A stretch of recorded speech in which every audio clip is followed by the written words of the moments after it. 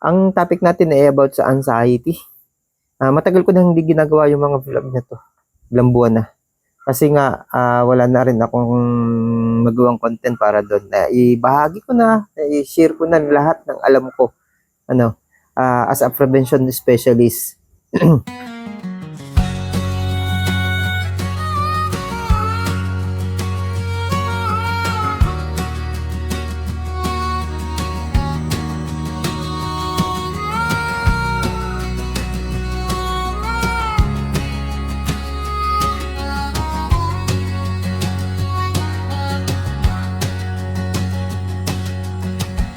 Maglagay ng time na dapat ay mag-relax.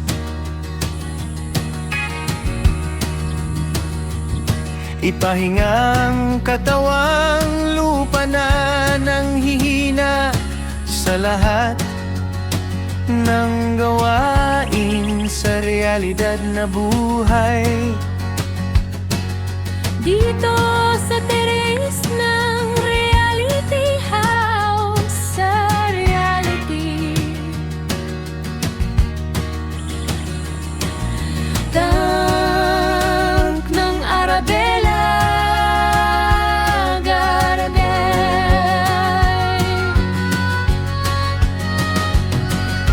Magpahinga na gusto ko, talagang enjoy ako lagi at hindi ko pagpapalit.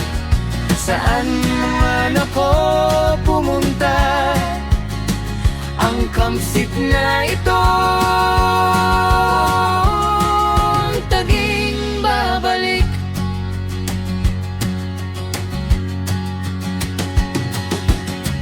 Babalikan ang Arabella Garden sa Philippine reality. Sa pagtanda ko, kapiling ang mahal kong asawa. Dito ang aming pahinga.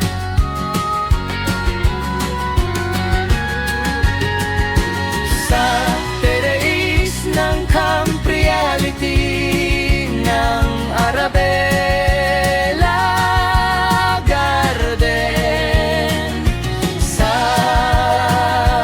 Philippiality ang aming kaagapay sa bawat hamon ng buhay.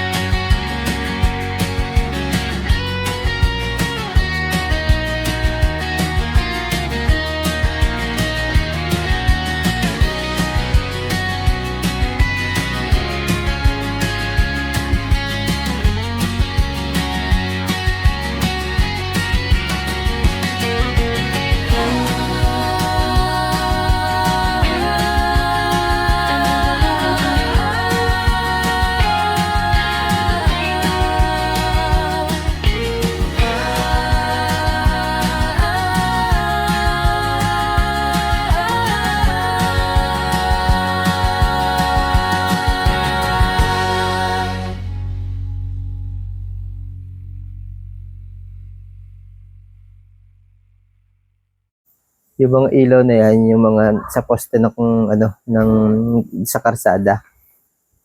Yung mga ilaw na yan. Yan yung ating nakikita dito sa terrace. Kadadating ko lang po, galing po ako sa pag-grocery.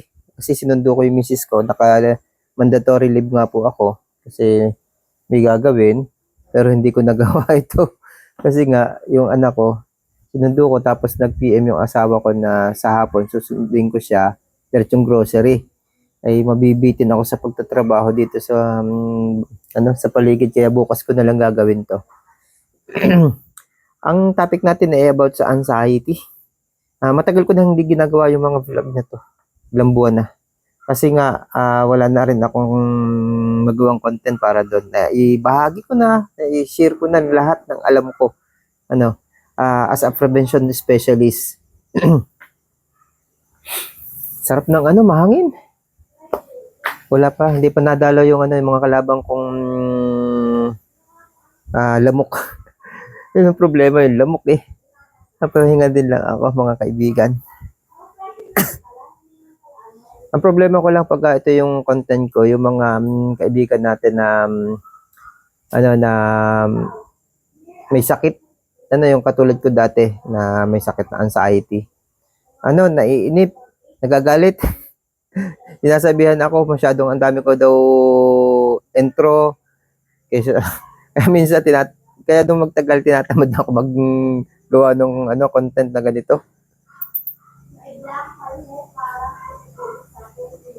Paalala ko po, reality vlog po itong ginagawa ko, isang realidad na buhay, kung ano yung meron, siyang aking ibinabahagi tulad po ng mga sakit.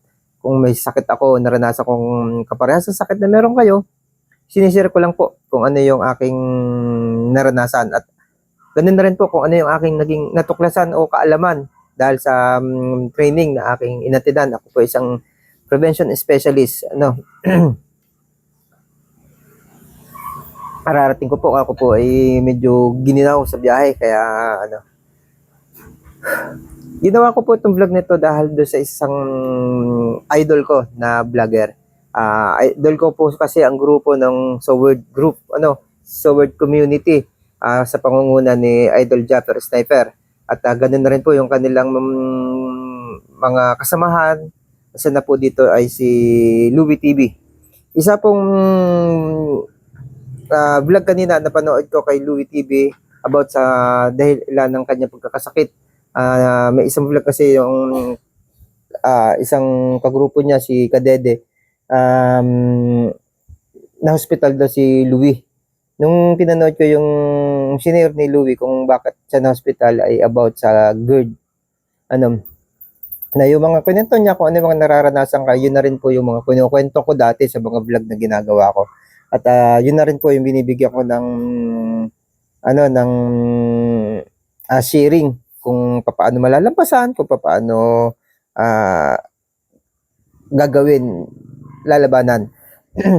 At bukod po doon, dahil nga may GERD siya, inatake siya ng GERD, umatake yung anxiety. Normal po yan sa isang tao na merong mabigat na kondisyon. Nakapagawa na rin ako ng vlog about sa kay Idol Japper tungkol dun sa ano sa GERD na meron siya. Yan.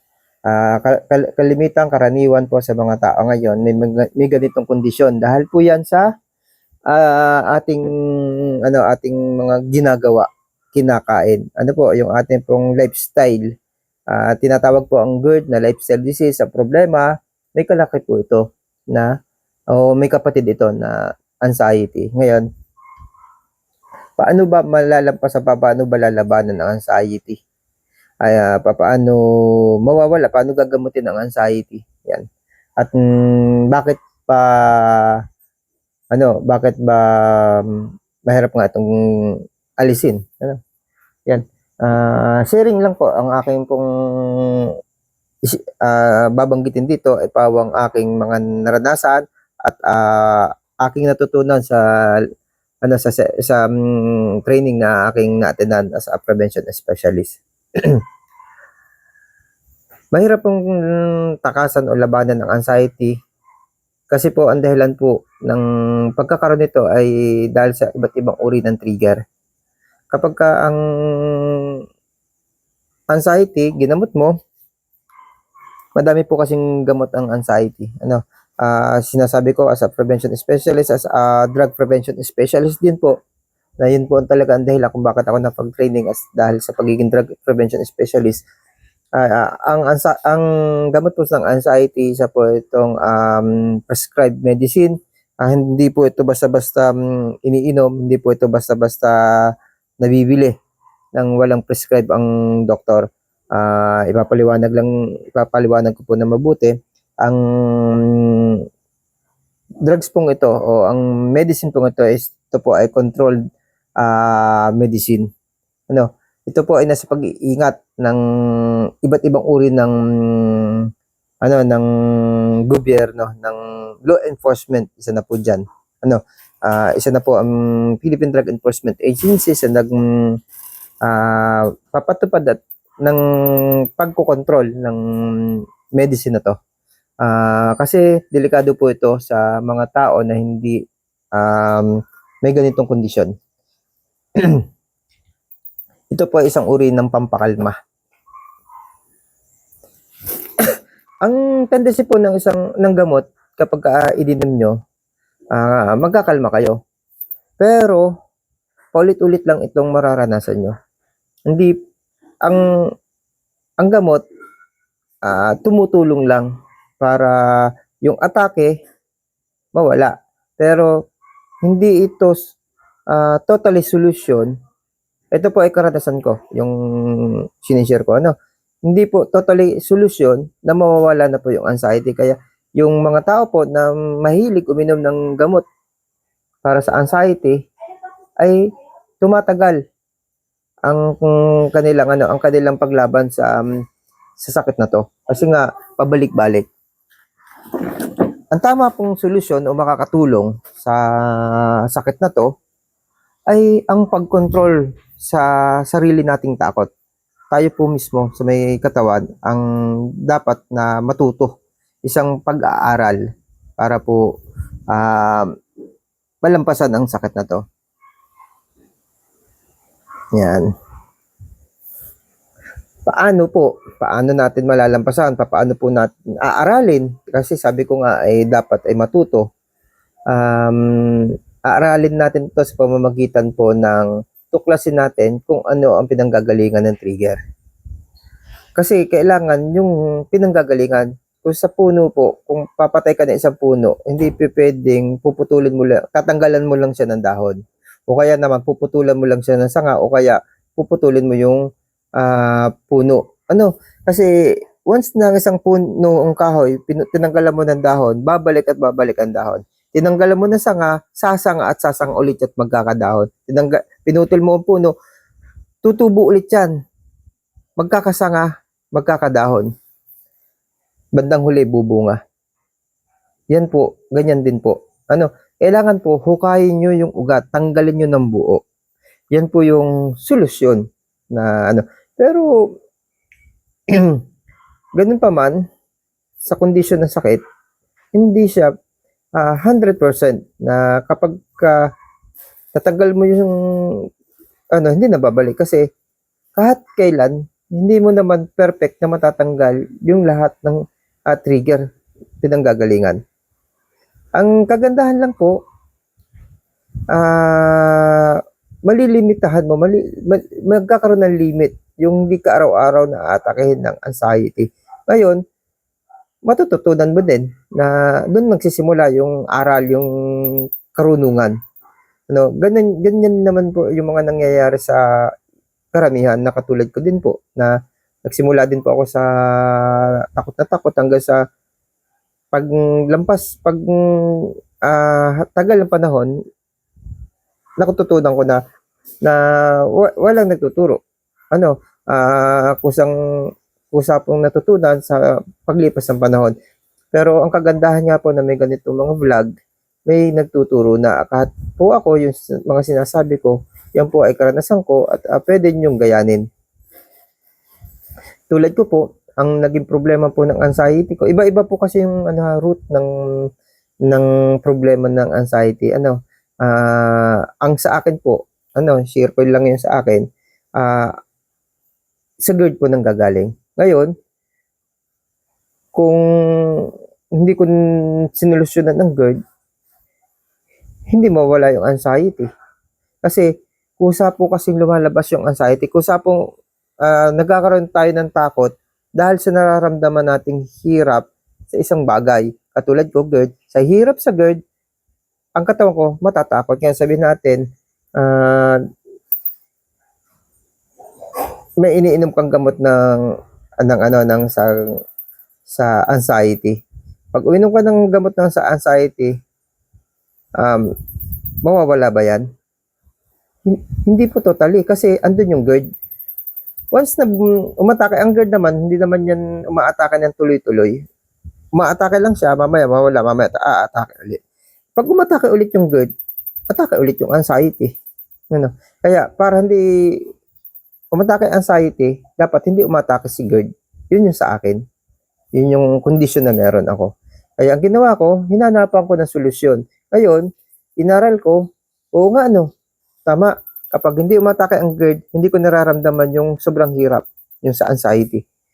Hanggang sa napatunayan ko sa sarili ko na hindi nga siya umaatake. Kasi matagal na akong hindi nakakaranas ng GERD, ng atake ng GERD. Hanggang sa ganun. Ang problema kapag pinabayaan mo yung case, yung root, o yung source nung kung bakit ka nagkaka-anxiety, lumalala.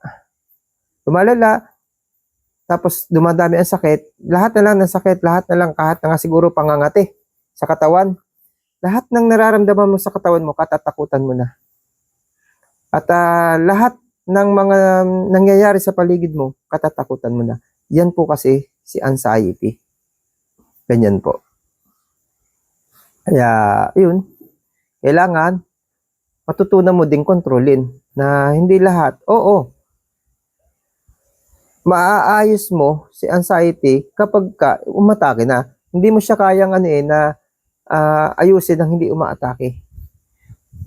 Kahit pa sabihin natin na alam ko aatake ito kasi may natatakot ako na may nangyayari aatake ito.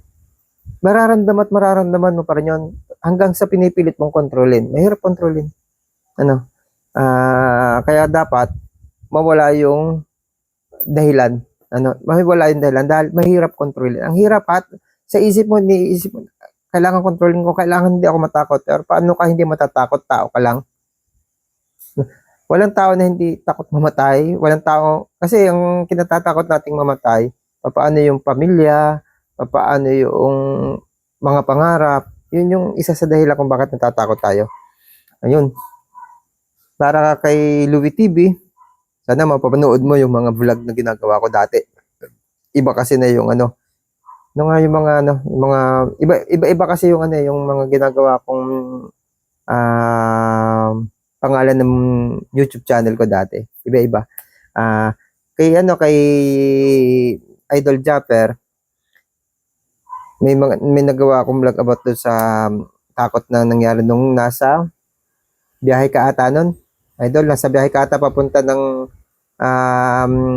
sa anak mo, doon sa dalawa. Parang inabot ka ata ng atake doon. Parang ganun. Yun ata yung ginawa ko ng vlog. Nagko-comment din ako sa iyo sa mga vlog na ginagawa mo. Kaya yun nga lang, baka iba yung YouTube channel name na ginamit ko, pero ito pa rin yun. Itong account na to. Iba lang yung pabago-bago lang ako ng pangalan. Sa mga kaibigan nyo, nakakagrupo nyo, katulad ni Kanuto TV, nagko-comment din ako dyan. Iba din yung kay Kangiti, parang kay Kabugoy ata, nakapag-comment din ako dati. Matagal nyo na akong supporter, matagal nyo na akong follower. Medyo tahimik lang ako. At siguro, ko yung channel nyo dito sa vlog na to kasi ginawa ko naman itong content nito para sa kay Louie TV. At ganoon na rin sa mga Sword na may ganitong kondisyon. Yun lang. Sana malampasan mo at huwag kang panghinaan ng loob sa mga nangyayari. Si pala, may ganito ding kondisyon, si Pangit. Si Pangit na nasa Mindanao nung isinama ni Idol Japper sa Mindanao, nagkaroon ng problema din sa GERD. Yun, alam ko yan kasi pinapanood ko kayo, tahimik lang din ako. Hindi ako masyadong nakikigulo doon sa pero syempre gusto ko din makahingi ng konting suporta mula sa community ng Sword family. Yun lang. Bye-bye at God bless you. Ingat tayo. Kung may nararamdaman ka, huwag ka lang magpanik. Kaibigan, kay Louie TV, huwag ka magpanik. Ganyan talaga si GERD. Hindi yan nakakamatay basta-basta. Huwag lang sa mababayanan tumagal tapos magkaroon ng komplikasyon sa ibang sakit. Hindi naman yung mapapatay sa iyo, kundi yung komplikasyon. Kaya okay lang na sundin natin yung mga payo ng doktor. Yan naman yan eh. Tapos, yung lifestyle natin, medyo bago-baguhin. Ang numero uno na kalaban ay yung stress. Ano pa ba ang dapat kung pwedeng mag-comment ka dito, pwedeng mag-ausap tayo. Katulad ng mga followers ko, nakakausap ko dati. Nung ang ginagawa ko pang content ay itong about sa prevention. Yun naman ang kailangan talaga ng sakit. Sa sakitan, hindi yung cure. Dahil maraming sakit ang walang cure, pero mayroong prevention. Yun ang tatandaan nyo. Mas maganda mag-prevent kaysa sa mag-cure. Kasi yung cure, walang kasiguraduhan dyan. Yun lang mga kaibigan, nakakailang paalam na ako, pero syempre, matagal na nga ako hindi gumagawa ng ganitong content. Nagawa-gawa ko lang itong content ito dahil kay Louie, panood ko. Yan. Shout out do sa misis mo kay Budang. Sige, bye-bye. Yun, daming mga ginagawa. Sabado. Naglilinis ako ng pang screen. Nagluto pa ako ng pang-ulam na syempre, hindi ko na iblinag yung pang-ulam. Hindi ko na rin iblinag yung paglilinis sa screen. Syempre, hindi naman lagi lahat iba-vlog. Ito, papakita ko na rin sa inyo. Inaayos ko yung extension yan. Nasunog na yung extension. Bumili kasi ako ng pang heavy equipment. Bumili ako ng heavy duty. Kasi ginagamit sa power tools. Tapos kaya lang talaga ako kuha ng clips. Hindi dahil dyan. Dahil doon sa sinabi ko sa inyo na may mga in-order ako ng tea. Ayan,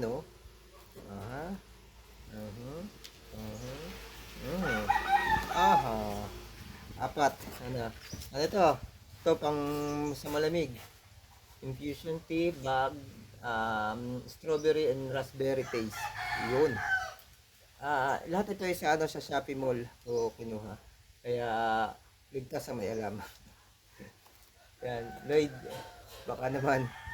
Alam ko Japanese yung brand. Tapos yung isa blackberry and blueberry. Tapos meron din akong green tea and mint with manok honey. Wait lang, nalaglag yung sinampay. Kuhanin ko lang. Malakas ng hangin, nalaglag yung sinampay. May mga sinampay Hindi ko pa nga nalalagay nung talagang sampayan yung 1 for 1 na tubular. I-welding ko dito sa dalawa.